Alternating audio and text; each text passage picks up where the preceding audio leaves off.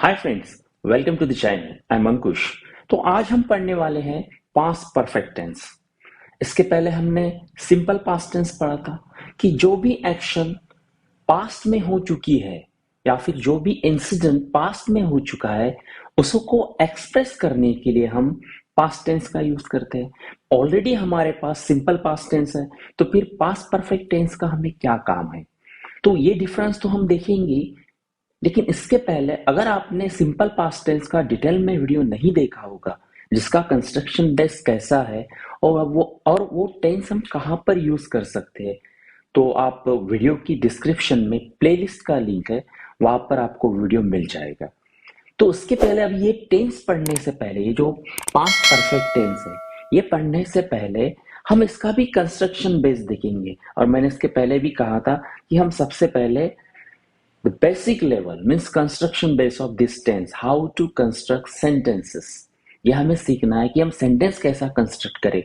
यानी समझ लो एक आधा हिंदी का सेंटेंस है तो उसको हम इंग्लिश में कैसा ट्रांसलेट करें, यह हमें सबसे पहले सीखना है, क्योंकि हम बेसिक से सीख रहे हैं। अगर आपको पहले से आता है तो अच्छी बात है, इसलिए हम पहले बेसिक से शुरू करते योग की तरफ। देखिए यहाँ पे पास्ट परफेक्ट टेंस मैंने यहाँ पे कुछ फॉर्मूला बना के दिए। सबसे पहले मैं आपको एक्सप्लेन करना चाहता हूँ कि जो हमारा पहला फॉर्मूला ये है पॉजिटिव का, subject plus had plus V3 यानी थर्ड फॉर्म ऑफ वर्ब और उसके बाद ऑब्जेक्ट। और सेकंड फॉर्मूला है कि ये जो पॉजिटिव का फॉर्मूला, इसका अगर हमें क्वेश्चन बनाना है तो क्वेश्चन का फॉर्मूला कैसे रहेगा? Had plus subject plus V3 plus object plus question mark. यानी ये हैड को हमने आगे ले लिया तो बन गया क्वेश्चन का फॉर्मूला। अब समझ लो ये जो सेंटेंस है हमारा पॉजिटिव का, इसको नेगेटिव करना है तो हैड के बाद हमें नॉट ऐड करना है, तो नेगेटिव का फॉर्मूला बन जाएगा। जैसे subject plus had plus not plus V3 plus object. अगर हमें हैड नॉट को शॉर्ट फॉर्म करना है, उसका शॉर्ट फॉर्म करना है, अगर हैड नॉट को as a short form use करना है यानी कॉन्ट्रैक्टेड फॉर्म में यूज करना है, तो हम हैडन भी कह सकते हैं, हैडन भी यूज कर सकते हैं। इसी तरह से पास्ट परफेक्ट टेंस का जो भी सेंटेंस है जो हमने नेगेटिव बनाया है, इसका अगर क्वेश्चन बनाना है तो उस वक्त हम हैड को आगे ले लेंगे, had plus subject plus not plus V3 plus object plus question mark. पर देखिए कि जब हैड और नॉट को अलग अलग हम जब यूज करते हैं तो जब क्वेश्चन बनता है तो सिर्फ हैड आगे आ जाता है। ये क्या है? हेल्पिंग वर्ब है। पास्ट परफेक्ट टेंस में हैड कौन सा रोल प्ले कर रहा है? Helping verb as a. लेकिन हैडंट जब हम यूज करते हैं शॉर्ट फॉर्म, तो हैडंट ऐसे ही इधर आ जाए, जैसे hadn't plus subject plus V3 plus object plus question mark. अब इनमें से जिस तरह से आपको नेगेटिव क्वेश्चन करना है उस फॉर्मूला से आप नेगेटिव क्वेश्चन कर सकते हैं जो आपको इजी लगता है। लेकिन आपको इंफॉर्मेशन होना, यानी as a information point of view you should know it, that's why I try to explain it. तो इसलिए मैंने आपको ये बताया कि इस तरह इन दोनों में से कोई भी फॉर्मूला आप यूज कर सकते हैं। यहां पर भी आप एक तो हैड प्लस नॉट या फिर हैडेंट। अब देखते हैं एग्जाम्पल। मैंने वहां पर काम किया था। मैंने वहां पर काम किया था, इसके लिए हमें ये जो पॉजिटिव का फॉर्मूला है subject plus had plus V3 plus object, ये हमें यूज करना है। तो वही हमेशा की तरह कि जब भी हमें सेंटेंस कंस्ट्रक्ट करना है, जैसे ये हिंदी का सेंटेंस है, इसको अगर हमें इंग्लिश में ट्रांसलेट करना है तो सब्जेक्ट वर्ब और ऑब्जेक्ट सबसे पहले फाइंड आउट करना है। और मैंने इसके पहले भी बताया कि सब्जेक्ट वर्ब और ऑब्जेक्ट क्या है, इसका एक स्पेशल वीडियो है जिसकी लिंक आपको वीडियो की यानी प्लेलिस्ट की लिंक मैंने डिस्क्रिप्शन में, वीडियो की डिस्क्रिप्शन में दी है, वहां पर आपको वीडियो मिल जाएगी। सब्जेक्ट वर्ब और ऑब्जेक्ट क्या है? सब्जेक्ट क्या है? जो एक्शन करता है या फिर जो कार्य करता है। और यहाँ पर काम करने की क्रिया कौन कर रहा है? मैं कर रहा है, इसलिए मैं हो गया सब्जेक्ट। और क्रिया कौन सी हो रही है? जो भी क्रिया हो रही है, जो भी एक्शन है, उसे ही हम वर्ब कहते हैं। पर यहाँ पर क्या होगा? काम करना। काम करना ये क्या हो गया? वर्ब हो गया। और कहां पर काम कर रहा है? वहां पर, तो ये हो गया object. Okay, and subject verb और ऑब्जेक्ट हमने फाइंड आउट किया। अब क्या करना है? अकॉर्डिंग टू फॉर्मूला सब्जेक्ट पहले लिखना है, लिख लिया आई। उसके बाद फॉर्मूला में क्या होता है? सब्जेक्ट के बाद हैड, हैड लिखा। उसके बाद क्या होता है? वर्ब 3 यानी थर्ड फॉर्म ऑफ वर्ब। काम करने के लिए कौन सा शब्द है? Work, work. कहां पर ऑब्जेक्ट क्या है? देयर, वहां पर। देखिए ये सिंपल सेंटेंस मैंने इसलिए लिया कि हमें कंस्ट्रक्शन इसका कैसा रहता है, किस तरह से सब्जेक्ट वर्ब और ऑब्जेक्ट पुट अप होता है, और जब पुट अप होने के बाद सेंटेंस कैसे फॉर्म होता है, यह हमें सबसे पहले बेसिक में सीखना है। इसलिए मैंने एक इजी सेंटेंस ले लिया, बराबर है।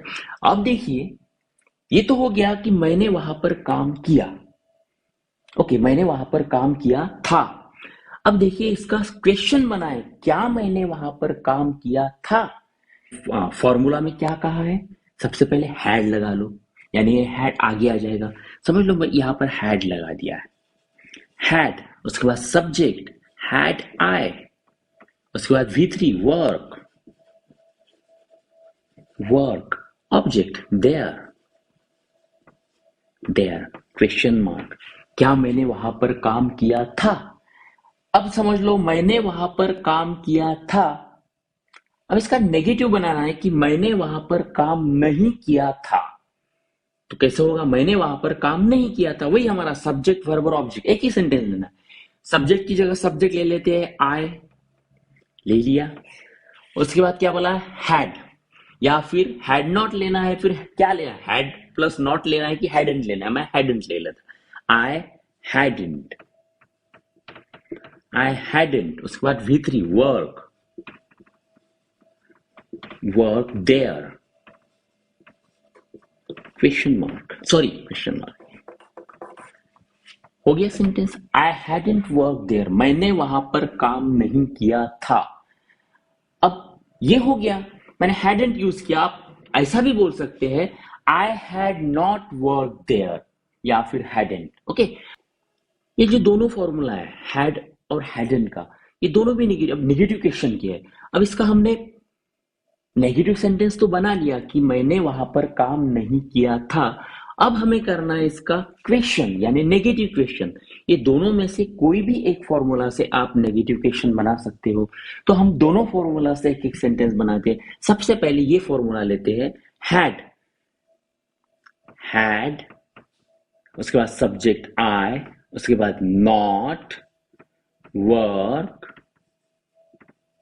There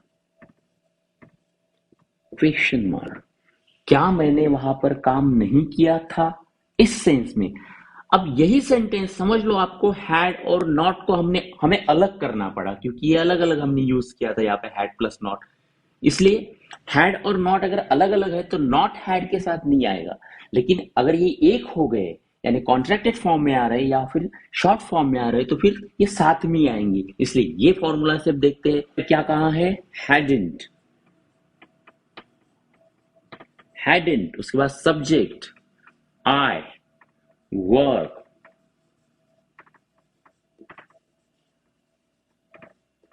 there question mark, hadn't I worked there, या फिर had I not worked there। ये कैसा है? Same thing. अब आपको जो इजी लगता है उस तरह से आप सेंटेंस कंस्ट्रक्ट कर सकते हैं। ये हो गया क्या हमारा कंस्ट्रक्शन बेस, यानी मैं वहां पर काम करता था, आई हैड वर्क देयर। मैं वहां पर काम, क्या मैं वहां पर काम करता था? Had I work there. मैं वहां पर काम नहीं करता था, I had not work there, या फिर आई हैडंट वर्क देयर। अब इसका negative question, had I not work there, क्या मैं वहां पर काम नहीं करता था, या फिर जो हमारा सेकंड फॉर्मूला है, हैडंट आई वर्क देयर। अब देखिए यहाँ पर कुछ एग्जाम्पल्स है, और मैंने शुरुआत में कहा था कि ऑलरेडी हमारे पास सिंपल पास्ट टेंस है, पास्ट की जो भी एक्शन हमें एक्सप्रेस करना है, ऑलरेडी हमारे पास सिंपल पास्ट टेंस है। फिर पास्ट परफेक्ट टेंस का क्या काम है? पास्ट परफेक्ट टेंस भी वही काम करता है कि जो पास्ट में हुई, जो भी पास्ट में बातें हो चुकी या फिर इंसिडेंट्स हो चुकी है, उसको एक्सप्रेस करने के लिए पास्ट परफेक्ट टेंस है, सिंपल पास्ट टेंस है। फिर what's the difference between these two tenses? When I reach the station, देखिए ये कौन सा ये कौन सा टेंस है? When I reach the station, जब मैं स्टेशन पर पहुंचा। द ट्रेन हैड लेफ्ट, ये हो गया हमारा past perfect tense. The train had left. तो यहाँ पर क्या है कि जब मैं स्टेशन पर पहुंचा तो ट्रेन निकल चुकी थी। यानी ये जो दो इंसिडेंट है, बस यही एक यूज है जो मैं आपको बताना चाहता हूं यहाँ पर, कि पास्ट में जब दो इंसिडेंट हो चुकी है, जब मैं स्टेशन पर पहुंचा ये भी पास्ट की एक्शन है, और the train had left, train निकल चुकी थी, ये भी पास्ट की एक्शन है। यानी दोनों पास्ट की एक्शन है। लेकिन ये when I reach the station, ये सिंपल पास्ट टेंस है, यहाँ पर सिंपल पास्ट टेंस यूज किया गया है, और यहाँ पर पास्ट परफेक्ट टेंस। तो जो एक्शन सबसे पहले हुई, पहले कौन सी एक्शन हुई? ट्रेन निकल जाने की। अगर ट्रेन निकल जाने की एक्शन नहीं हुई होती तो मुझे ट्रेन मिलती थी। यानी स्टेशन पर मेरी पहुंचने की जो क्रिया है वो ट्रेन निकल जाने के बाद हुई। जब मैं स्टेशन पर पहुंचा तो ट्रेन निकल चुकी थी, यानी ट्रेन निकल जाने की एक्शन पहले हुई। यानी एक्शन दोनों भी पास्ट में हुआ है, दोनों भी एक्शन पास्ट में हो चुकी है, लेकिन ट्रेन निकल जाने की एक्शन पहले हुई है, मैं बाद में स्टेशन पर पहुंचा। इसीलिए जो एक्शन पहले हुई है उसके लिए हमें पास्ट परफेक्ट टेंस यूज करना है। आया ध्यान में? अब देखिए second example, he had wanted to see the movie, past perfect tense. he had wanted to see the movie but he arrived late। ये देखिए यहाँ पर सिंपल पास्ट टेंस, ये क्या है? Simple past tense. But he arrived late, यानी movie शुरू हो चुकी थी, उसको पिक्चर मूवी देखना था, उसे मूवी देखना था, लेकिन वो लेट हो गया। ही अराइव्ड लेट, यानी उसकी इच्छा थी देखने की, एंड देखने की इच्छा पहले हुई। मैंने देखने की जो इच्छा है, उसको जो मूवी देखना था, ये जो एक्शन है ये पहले हुई, उसके बाद वो वहां पर लेट पहुंचा, इसलिए हो सकता है उसे टिकट नहीं मिली। ओके, यानी एक्शन कौन सी पहले हुई? उसकी जो इच्छा जागृत हुई देखने की, ये एक्शन पहली हुई, और उसके बाद वो वहां पर गया तो वहां पर वो लेट हो गया, यानी एक्शन बाद में हुई। इसलिए यहाँ पर सिंपल पास्ट टेंस और यहाँ पर पास्ट परफेक्ट टेंस। और देखिए third number sentence, I did not have any cash. I did not have any cash, मेरे पास कुछ भी कैश नहीं था। Because I had lost my purse, क्योंकि मैंने मेरा पर्स खो दिया था, मेरा पर्स खो गया था, इस वजह से मेरे पास कुछ भी कैश नहीं थी। पर्स नहीं खोया होता तो कैश होती, और कैश नहीं थी। क्यों नहीं थी? क्योंकि पर्स खो गया था, यानी पर्स खोने की एक्शन पहले हुई, इसीलिए यहाँ पर पास्ट परफेक्ट टेंस आया, और यहाँ पर simple past tense, I did not have any cash. Helping verb did not, did in the simple past tense, and past perfect tense helping verb had, and third form of verb। अब देखिए fourth number sentence, when I got home, जब मैं घर पहुंचा, when I got home simple past tense, when I got home I realized simple past tense। देखिए दो clause हुए यहाँ पर, when I got home I realized, जब मैं घर पहुंचा तब मुझे रियलाइज हुआ, I had left my keys at the office, past perfect tense, past perfect tense, past perfect tense। यहाँ पे सिंपल पास्ट टेंस, यानी चाबियां ऑफिस में भूल जाने की या फिर भूल जाने की जो क्रिया है वो सबसे पहले हुई, उसके बाद वो घर पहुंचा, वो एक्शन हुई, और उसके बाद उसे रियलाइज हुआ। यानी जो एक्शन पहले हुई उसके लिए पास्ट परफेक्ट टेंस। एग्जाम्पल पर से आपके ध्यान में आया, यानी ये क्या है? This is the use of this tense. ये सब क्या? These are all uses of this tense. ये सब actually what I want to say कि पास्ट परफेक्ट टेंस हम सिंगल सेंटेंस नहीं यूज कर सकते, उसके साथ हमें कुछ ना कुछ यूज करना है, और यहाँ पर हम क्या यूज कर रहे हैं? Simple past tense. अब देखिए यहाँ पर, she lost so much weight, उसने बहुत वेट कम किया था। She lost so much weight because she had begun exercising, क्योंकि उसने एक्सरसाइज शुरू की थी, इस वजह से उसका वेट कम हो गया था, इस सेंस में। और वेट कब कम हुआ? जब उसने एक्सरसाइज शुरू की थी, यानी एक्सरसाइज शुरू करने की क्रिया पहले हुई, उसके बाद उसका वेट कम हुआ।